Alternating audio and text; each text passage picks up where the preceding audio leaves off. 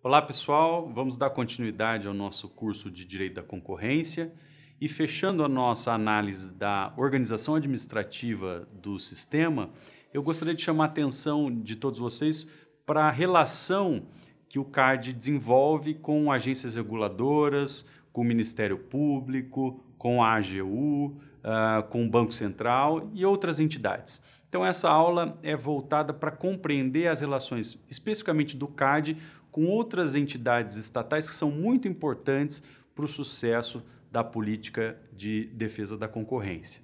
Eu gostaria de chamar também a atenção, nesse primeiro slide, para um artigo que está lá na Lei de Defesa da Concorrência e que trata um pouco dessa cooperação. Então vejam comigo o texto do artigo 9º, parágrafo 3º da Lei de Defesa da Concorrência, no qual se diz o seguinte: as autoridades federais, os diretores de autarquia, fundação, empresa, sociedade de economia mista e agências reguladoras são obrigados a prestar, sob pena de responsabilidade, toda a assistência e colaboração que lhes for solicitada pelo CAD, inclusive, vejam que interessante essa parte, inclusive elaborando pareceres técnicos sobre as matérias de sua competência. Vejam, a própria Lei de Defesa da Concorrência, nesse artigo inicial, tratou dessa importante cooperação do CAD com várias outras entidades públicas. E eu digo que essa cooperação é importante porque, na prática, o direito da concorrência envolve centenas, milhares de produtos e serviços diferentes. E cada serviço e produto que é analisado numa conduta anticoncorrencial ou numa concentração econômica tem toda a sua complexidade, a sua tecnicidade. E é por isso que o CAD precisa muito do apoio de agências reguladoras, de outras entidades especializadas, inclusive com a elaboração de pareceres. Mas vejam que esse não é o único dispositivo da lei que trata dessas formas de cooperação. E eu vou mostrar para vocês que existem outras leis recentes que também valorizaram esse tipo de atuação conjunta, de interação do CAD com outros órgãos ou entidades do governo, tá bom? Vamos começar falando um pouquinho aqui da AGU, ou melhor, da Procad. A Procad é a Procuradoria do CAD. Na verdade, a Procad é uma parte da AGU, da Advocacia Geral da União, que trabalha juntamente com o CAD. A Procad ela é dirigida por um procurador-chefe, né? O artigo 16 da Lei de Defesa da Concorrência trata desse assunto, e esse procurador-chefe não necessariamente tem que ser um procurador de carreira, tá certo? Mas a lei estabelece lá um requisito etário de 30 anos para que ele possa ser escolhido. Bom, além disso, a legislação estabelece que se respeitem outros requisitos que são estabelecidos igualmente para os conselheiros. Então, eles devem ser, o procurador-chefe deve ser escolhido pelo presidente da República, sabatinado pelo Senado, também respeitar requisitos técnicos e morais, não é isso? Outra coisa importante é que o procurador-chefe também deve respeitar aquelas vedações que a Lei de Defesa da Concorrência estabelece para os conselheiros, tá bom?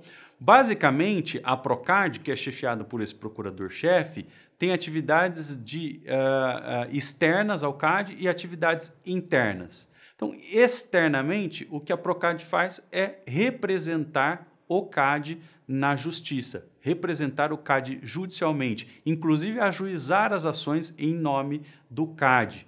E muitas dessas ações elas são ajuizadas para executar decisões administrativas que não foram voluntariamente observadas, obedecidas ou cumpridas por agentes econômicos, como os condenados em alguns processos no controle de condutas, tá certo? Então, dizendo de outro modo, se uma determinada empresa é condenada pelo CAD e não respeita, não paga a multa, não toma as providências que o CAD determina, a Procad, a AGU, vai ajuizar as ações perante o judiciário para forçar aquele agente econômico a respeitar a decisão administrativa, tá certo?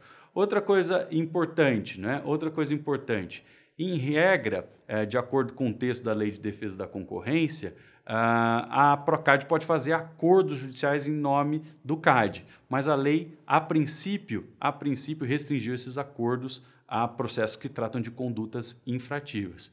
É possível, por alguns outros tipos de norma, porém, entender que acordos relativos a certos aspectos das concentrações também poderiam ser feitos na justiça, tá bom? No plano interno, também gostaria de destacar que a Procad tem uma atuação. Então vejam, a Procad ela pode prestar consultoria e assessoramento aos membros do CAD, por exemplo, aos conselheiros ou lá aos membros da superintendência para esclarecer aspectos jurídicos relativos ao funcionamento do conselho, tá bom? Ela pode também emitir pareceres em processos administrativos propriamente concorrenciais por pedido de um conselheiro do Tribunal Administrativo ou da Superintendência Geral. Então vejam que isso é bastante interessante.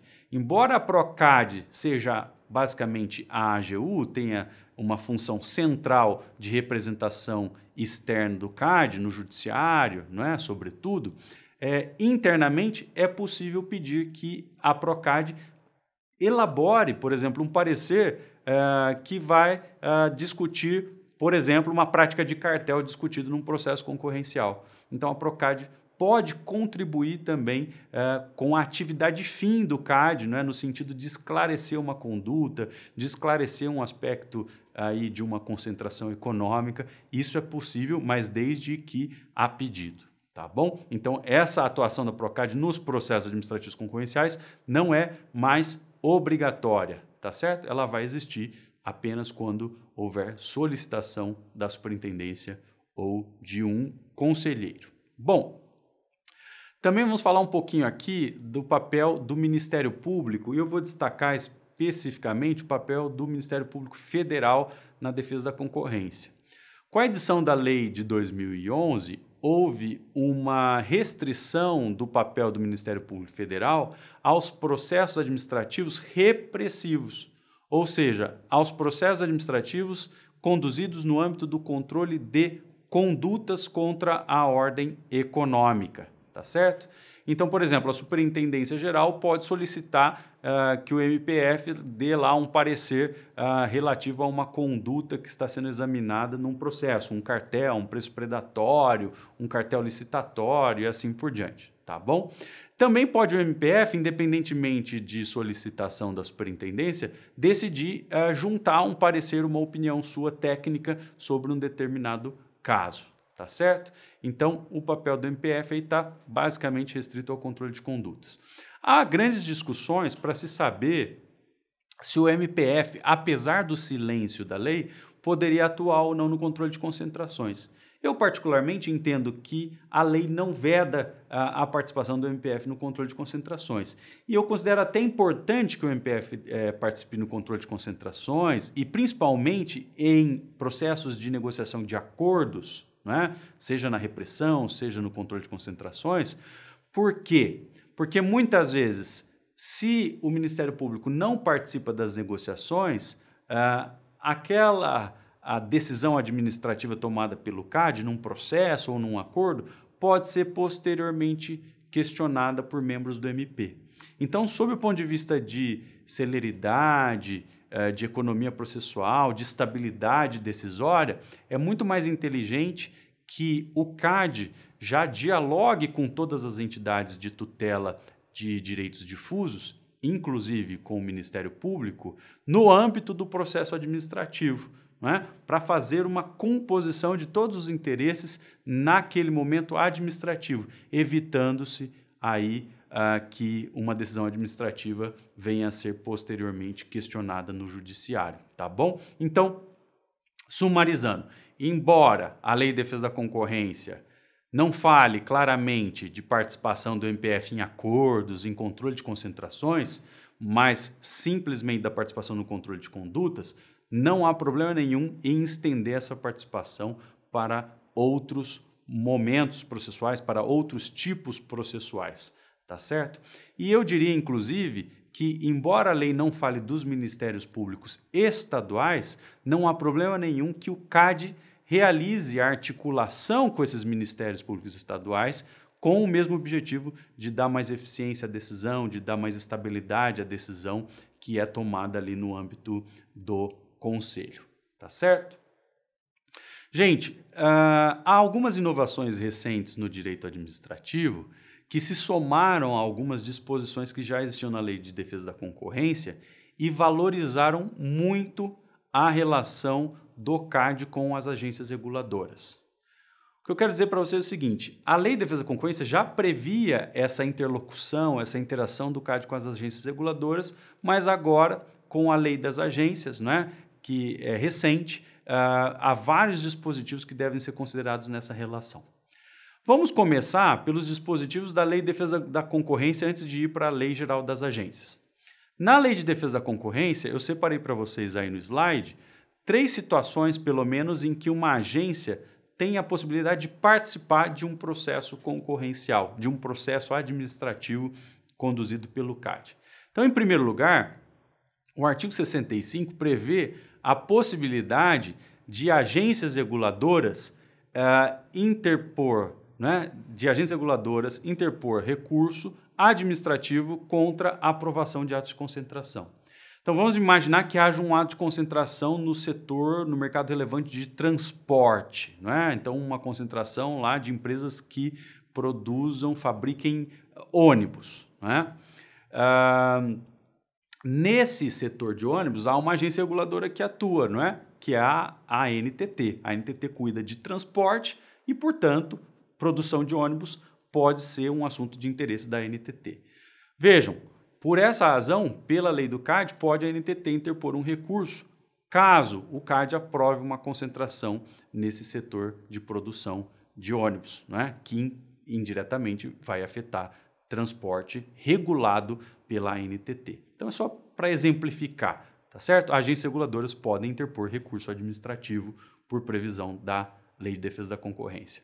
Outra coisa, agências reguladoras podem representar infrações ao CAD. Elas podem denunciar agentes econômicos por comportamentos potencialmente infrativos do direito da concorrência, tá certo? Então, não é apenas o cidadão, não é apenas um concorrente, um competidor que pode levar uma denúncia para o CAD. Uma agência reguladora, percebendo que há um comportamento suspeito naquele mercado em que ela regula, pode diretamente elaborar uma representação e pedir ao CAD que verifique se existe infração concorrencial naquele caso, tá bom? Então, é importantíssimo esse reconhecimento que não estava na lei de 94, né? A lei de 2011 andou muito bem aí ao valorizar a participação das agências nos processos. E, para terminar, como eu já li para vocês, o artigo 9º, parágrafo 3º, ele prevê que todas as agências devem prestar informações quando solicitadas pelo CAD. Inclusive, pode o CAD pedir que essas agências elaborem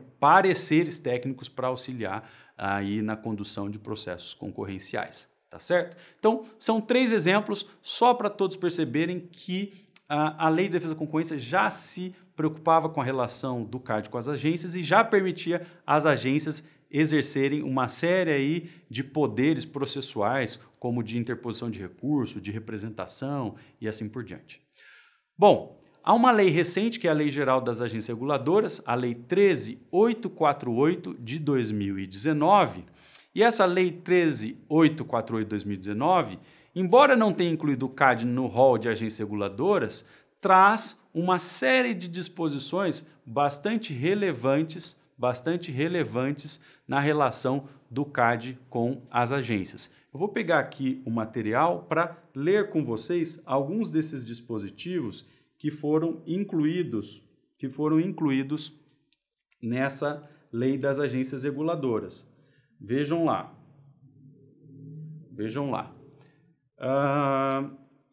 O artigo 25 da Lei 13.848, que está aí no slide, dispõe o seguinte: com vistas à promoção da concorrência e à eficácia na implementação da legislação de defesa da concorrência nos mercados regulados, as agências reguladoras e os órgãos de defesa da concorrência devem atuar em estreita cooperação. Então, um primeiro artigo geral, 25 da Lei das Agências, que obriga a cooperação entre agências setoriais e órgão de defesa da concorrência. Além disso, nós temos vários outros artigos aqui que são importantes. Eu citei 3, né? O 26, o 27 e o 28. Depois leiam com calma a Lei Geral das Agências, leiam com calma o artigo 26, o 27 e o 28, mas agora só vou observar algumas coisas muito pontuais. Vejam lá, o 26, ele diz claramente que as agências reguladoras devem monitorar e acompanhar as práticas do mercado, né, naqueles mercados regulados, tá certo? De maneira a auxiliar os órgãos de defesa da concorrência, tá bom? E diz lá o parágrafo 1º do artigo 26, os órgãos de defesa da concorrência são responsáveis pela aplicação da legislação de defesa da concorrência nos setores regulados, incumbindo-lhe a análise de atos de concentração, bem como os processos para apuração de infrações. Vejam que o artigo 26, parágrafo 1º, ele deixou muito claro que, embora as agências tenham um papel de monitorar a defesa da concorrência nos setores que elas regulam, essas agências não têm poder para fazer análise de concentração econômica e essas agências não têm poder para abrir processos administrativos punitivos de infrações contra a ordem econômica, tá bom? Outro ponto, aí o artigo 27 da Lei das Agências é muito interessante porque ele obriga a agência a comunicar imediatamente ao CAD a existência ou conhecimento de infrações contra a ordem econômica. Então, toda vez que uma agência perceber, né, que existe aí uma infração contra a ordem econômica no setor que ela regula, ela tem o dever de comunicação ao CAD, tá bom? E o artigo 28, né, depois leiam em casa com calma, diz o seguinte, sem prejuízo das competências legais, o CAD notificará a agência do teor da decisão sobre condutas potencialmente anticompetitivas cometidas no exercício das atividades reguladas, bem como das decisões relativas a atos de concentração julgados por aquele órgão no prazo de 48 horas após a publicação. Vejam, então, de um lado, a lei das agências prevê deveres de as agências informarem ao CAD a existência de práticas suspeitas nos mercados regulados e também prevê que a competência para fazer controle de concentração e julgar infrações é do CAD. Agora, de outra parte, essa lei impõe ao CAD que comunique às agências todos os julgamentos a respeito de condutas ilícitas, né, de condutas anticoncorrenciais, tá certo? Inclusive para que as agências possam tomar as providências cabíveis. Então vejam que interessante, não é? A lei 13.848, do artigo 25 até o artigo 28, prevê inúmeras formas de cooperação CAD de um lado e agências setoriais de outro. Para a gente fechar essa aula, eu só vou também comunicar, eu vou só fazer uma breve menção aqui à relação do CAD com o Banco Central. Essa relação sempre foi muito conflituosa, essa relação foi sempre muito polêmica, não é? Porque essas duas entidades, o CAD de um lado e o Banco Central de outro, disputavam poderes de controle da concorrência. Isso acontecia porque na legislação que criou o Banco Central havia ali uma previsão para o Banco Central exercer algumas atividades de controle concorrencial e isso naturalmente gerou uma série de disputas entre o CAD e o Bacen, tá bom? Recentemente, editou-se o ato normativo conjunto. Então, hoje nós temos o ato normativo conjunto de 5 de dezembro de 2018 e esse ato trata de ato de concentração envolvendo instituições financeiras, de infrações contra a ordem econômica envolvendo instituições sob a supervisão do Banco Central e também de intercâmbio de informações entre o CAD e o Bacen. Então, nesse campo, eu também gostaria de chamar atenção para alguns dispositivos da normativa, sobretudo porque nessa relação entre o CAD e o Bacen existe um padrão de relação que é um pouco distinto, não é, daquele que nós acabamos de ver em relação às agências reguladoras, tá certo? Então, não é possível que a gente estenda toda aquela lógica de interação CAD e agências para a relação CAD-Bacen. Diz lá, o artigo 2º dessa resolução conjunta, vejam aí no slide juntamente comigo, não é? Os atos de concentração econômica de instituições financeiras deverão ser submetidos tanto ao Bacen quanto ao CAD, que os examinarão de forma independente em processos próprios. Então vejam, os atos de concentração são examinados em 2 processos paralelos. Diz lá o artigo 3º, o BCB, ou seja, o Bacen, né, o Banco Central do Brasil, e o CAD manterão comunicação e intercâmbio de dados. Artigo 6º, no próximo slide, vejam lá. O Banco Central poderá aprovar unilateralmente atos de concentração envolvendo instituição financeira, sempre que aspectos de natureza prudencial indiquem haver riscos relevantes e iminentes à solidez e à estabilidade do sistema financeiro.